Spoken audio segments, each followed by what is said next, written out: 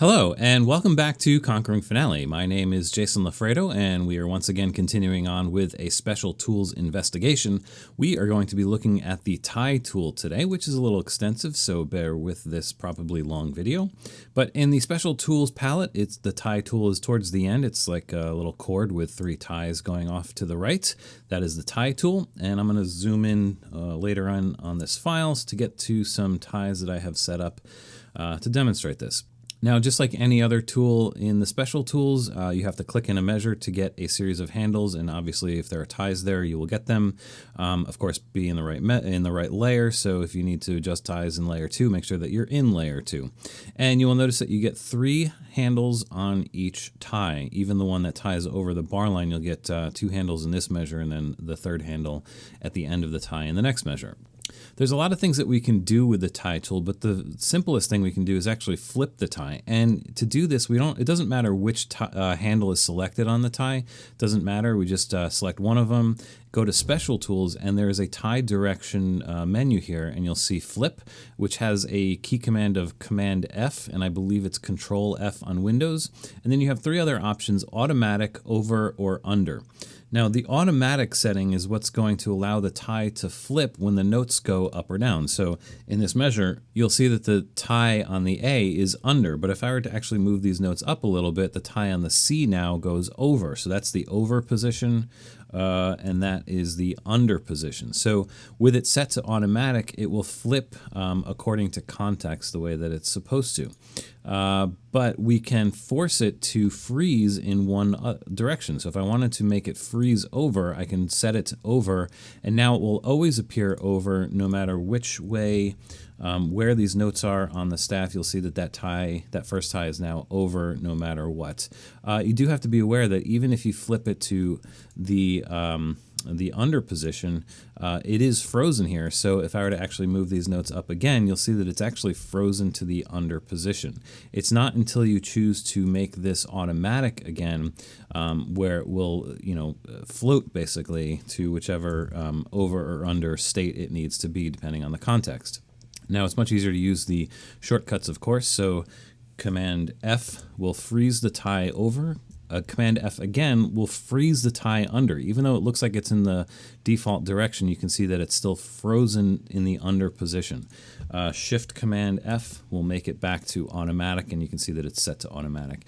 Incidentally, these keystroke combinations are exactly the same here as they are in speedy entry and simple entry. So if you have a note selected in either of those tools, Command F or Shift Command F will do the same thing. It will flip or change it to the automatic floating position for the tie. The other main purpose of this tool is essentially to adjust the position of the tie, and this is where the 3 handles come in play.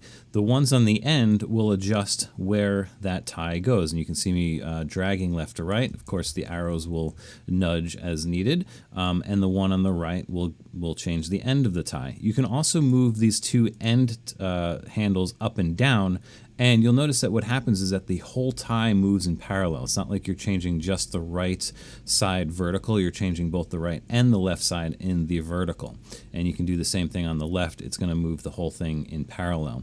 The middle handle here, which is sort of middle but offset to the left, is actually going to change the overall arc. And so now you can see that I'm adjusting the arc. Now you might notice something interesting happen here. As I get close to the staff line, it's going to wait, and then it's going to jump inside the staff line. So these ties by default are set to avoid staff lines. There's a good reason for this. You don't want your tie kind of overlapping with the staff line. It gets difficult to see in those cases. So there is this property where it sort of avoids the staff line. That's why it jumps like that. But that's what this middle handle does, and you can't move left or right. This is only changing the overall height of this particular tie. Now, like with other tools in the special tool palette, selecting any of these handles and pressing the delete or clear key will remove those manual adjustments and make it go back to normal. So it doesn't matter which handle I have selected. Even if I hadn't moved that particular handle, delete or clear will just remove the manual adjustments. Now, where things get interesting is that what I've been doing here, adjusting these handles, I would consider the simple mode for the tie tool. there is sort of an expert mode. And in order to get there, I don't even know how you would figure this out. You have to select the middle handle and press the return key or the enter key. And as soon as you do that, you'll get a second middle handle. And so now you have 4 handles on this tie. And these handles will behave in completely different ways than in the quote unquote simple mode. To get back to the simple mode, select any of those 2 middle handles and press return again. So now you get your 3 handles back. So expert mode, simple mode. I'm just calling it expert and simple. I don't know that Finale actually calls it that, but that's what I'm calling it. So in the expert mode, these handles behave a little bit differently. In fact, the end handles can now be adjusted vertically independently, so you can get some funky things with the ends of the ties here, so that it's not completely parallel. Again, even delete will reset back to normal, even in expert mode. The middle handles now will adjust just one side of the arc. So you can see how you can get sort of an asymmetrical arc by adjusting just that left middle handle. And you can do the same thing with the right middle handle. You can even do crazy stuff like get, S curves on your tie if you really need to. And once again, doesn't matter which handle you have selected, pressing delete will remove the manual adjustments. What's interesting is that you can go back and forth between quote-unquote expert and simple mode, and I can make all kinds of weird adjustments in expert mode, and with one of these middle handles selected, again press return to enter us back into simple mode, and these handles behave the same. Even though everything's still offset weirdly like this, the left and right handles will move the whole tie in parallel, and the middle handle will just basically move the general arc up and down. It's interesting because a lot of this is sort of parallel functionality to the slur tool. The difference is that the slur tool gives you all of those handles sort of all at once. So you have simple and, I guess, expert mode all in one shot, where the main handle here will move the whole thing in parallel, either up, down, left, or right, sort of like the end handles in the simple mode of tie. Or the end handles will move, the ends whichever way you want. You have the 2 offset curves here, and then you have the overall curve in the middle. So, there's basically 6 handles here that do what those 3 plus 4 handles do in your tie tool, depending on whether or not you're in simple mode or expert mode, as it were. Once again, delete will just clear all adjustments. Incidentally, you don't have to press return or enter. You can just double click that middle handle or any of the middle handles to get you back and forth between simple and expert mode. Now, there are contextual menus for these handles, and if I just make a few adjustments here, you can right-click any of these handles. It doesn't matter. You'll get the same contextual menu for this tie, and you have some options, including this one, remove all manual adjustments, which will do just that.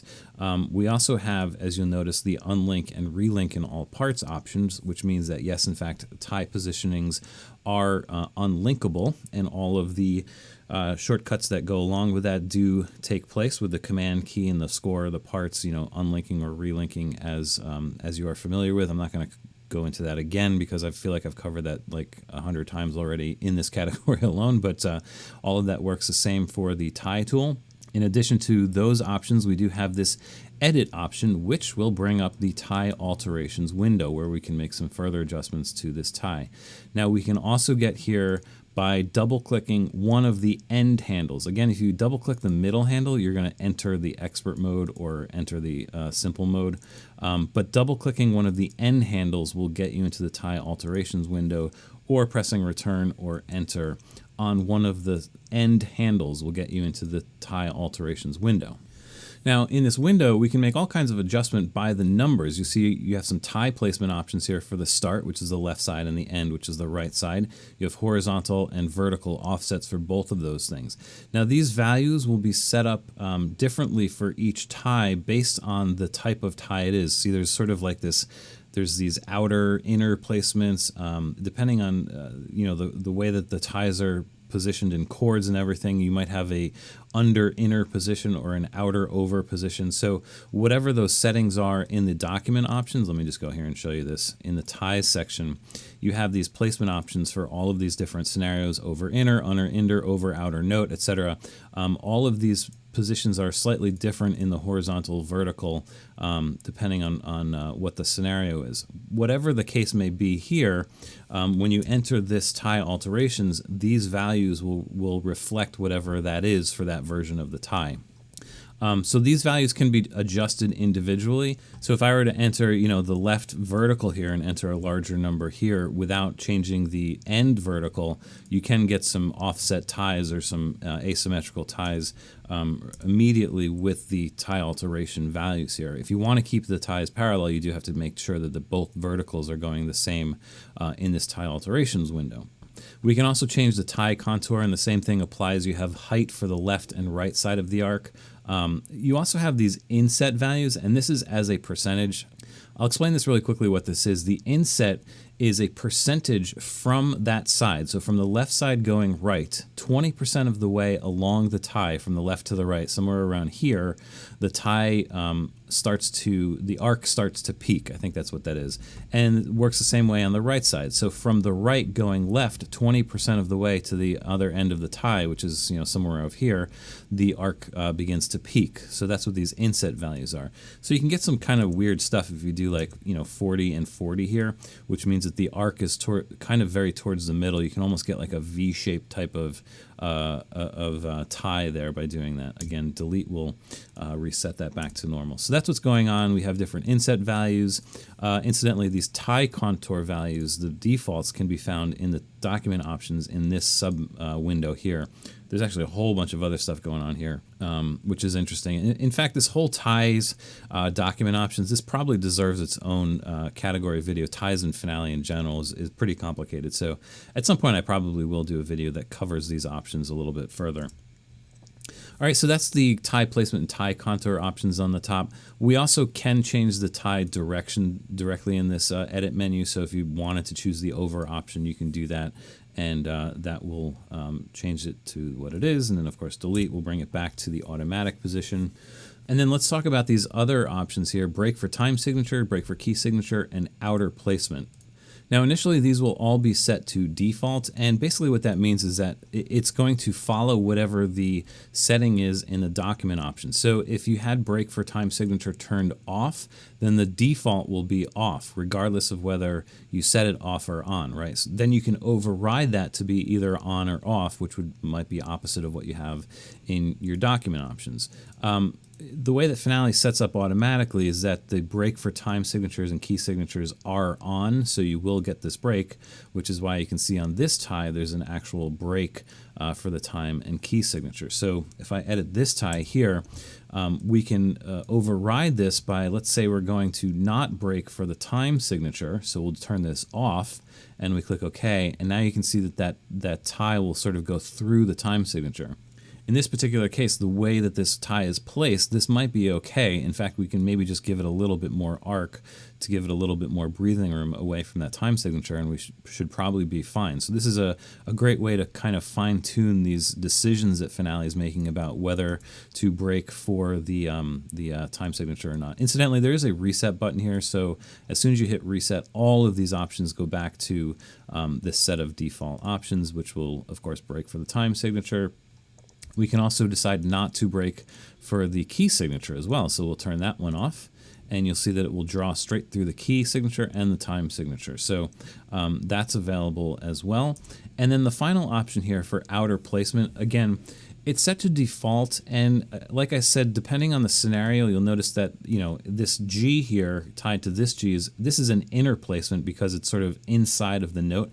An outer placement would be conflicting with the note below it. So that's why Finale is making decisions about whether the ties go under inside or under outside, stuff like that. So the way that this particular tie is set up, this is going over outside the note. So you can override that by saying, I don't want the outer placement for this one. I actually want the inner placement. So I'm going to turn the outer placement off, and you'll see that tie will now go inside of the note. So there's a ton of flexibility here, maybe not necessarily all the things that you need to have flexibility for, but it's one of the things that makes Finale so powerful is that you can do it however you want. Again, just resetting will put all of these back to default.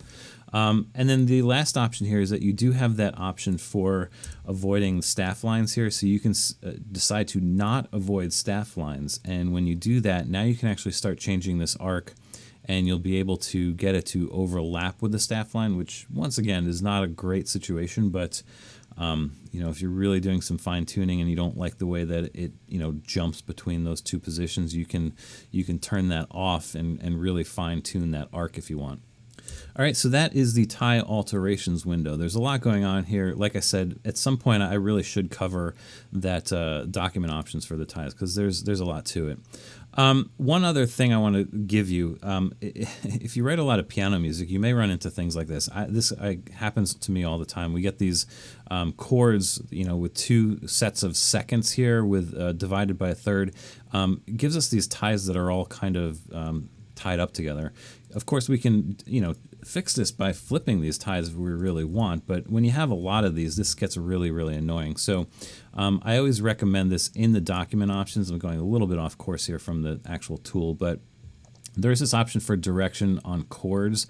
There's this thing called stem reversal. If we change that to split evenly and we uncheck opposing seconds, then by default, this particular scenario will never occur. You'll never have your ties crossing over each other like that. There are some other consequences, like this G tie now gets put in the under position, whereas opposed it was the outer position. But this is hardly a bad scenario versus this one, which is definitely a bad scenario. Of course, if you really don't like this, then yeah, you can go back and flip that to the over position if you really want to. But generally speaking, I always recommend this change in your document options, in particular for ties. Make it split evenly and uncheck opposing seconds. I just think it's better overall.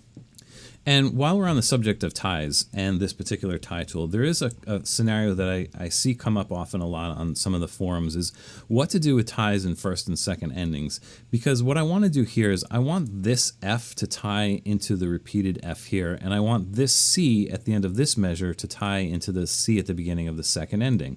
Well, Finale doesn't do this natively, so you kind of have to trick Finale into doing this. And the way to do it is you actually have to add ties to both this note here, the F here, and the C here. And of course, initially it will look completely wrong. That's not what you want. You want this tie going backwards. You want this tie going backwards. The only way to do this is really to use this tie tool and adjust these positions manually. So you can kind of, if you want, just move that left side over and then move the right side over to there. To get that tie to look the way it's supposed to.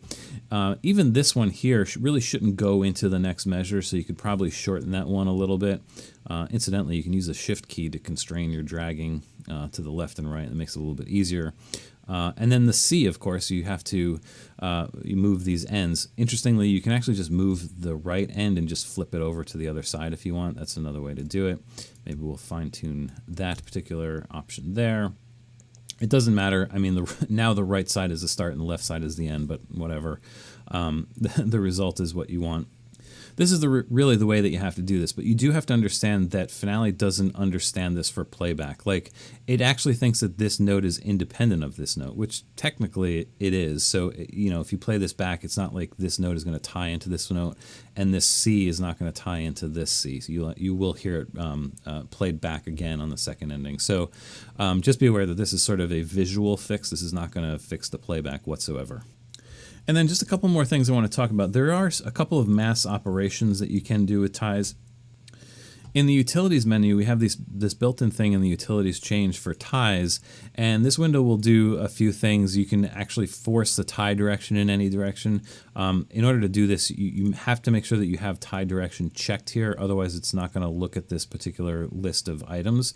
So if I wanted all my ties to go over, I have to check tie direction, then choose over, and you'll see all of the ties will go upwards. There's some other options there. We can tell it to not break for time signatures, tell it to not break for key signatures. Again, this will be handy if you need to do this for up and down the entire score for a particular time signature change or key signature change. You can turn these off altogether for that particular passage. And there was a couple other things in here. Avoid staff lines, you can turn those off, or you can just remove the manual positioning. So there's a few things that can be done with the change ties in the utility to change. This is built into Finale. The one thing you can't do is change positions with this utility. There is another plugin in the Patterson plugin suite. Now this does not come with Finale, so you'd have to get this, and I'll put a link in the description. There is a plugin called Tie Mover. And this is definitely complex, and I'm not going to spend too much time on here because this is basically a whole video in and of itself, which I might do at some point. But the gist of it is that you have some filtering type of options. You know, the ties to effect, you can say I only want to change ties in layer 2 on dotted notes or something. There's some other things I only want to change the ties on spaces or whatever it is. And then you can decide what to do with those ties. You can offset the ties for whole notes. You can decide to change the under inner start horizontal by 0.01 or something, or 0.2, and then decide to also change the under outer note vertical end to 0.2. I mean, there's so much stuff that you can do. And once you have all of this stuff set up, you know, pressing go will make all of these changes all at once. So you do have to be kind of careful about what you're doing here. We have avoid staff lines. We can set the tie direction with this plugin as well. We can set the outer placement if we need to. We can change the height and the inset percentage and all that stuff, and a few other options in this plugin. Again, this is pretty complicated. I will try to cover this in a plugin video at some point, but just be aware that this is available if you're interested in really manipulating your ties in very, very specific ways. That is the Patterson Tie Mover plugin. All right, so that's it. There's a lot to cover in ties. I think I got to everything I wanted to. There's probably enough material that I could make a whole category out of ties, and you know what, maybe at some point I will, but this is a good start. This is the tie tool in the Special Tools palette. So the next and last video we're going to do here is on the dot tool, which is where we will be able to make adjustments to our augmentation dots. And yeah, that will be the final video in the Special Tools investigation. Actually, there's going to be one more video after that. I'm going to do a special video about copying and pasting these types of alterations. So there's actually 2 more videos, but the dot is the last of the tool videos. All right, so come back for that. Once again, my name is Jason. I really appreciate you watching. As always, please, please, please do subscribe, and I will see you soon on the next video.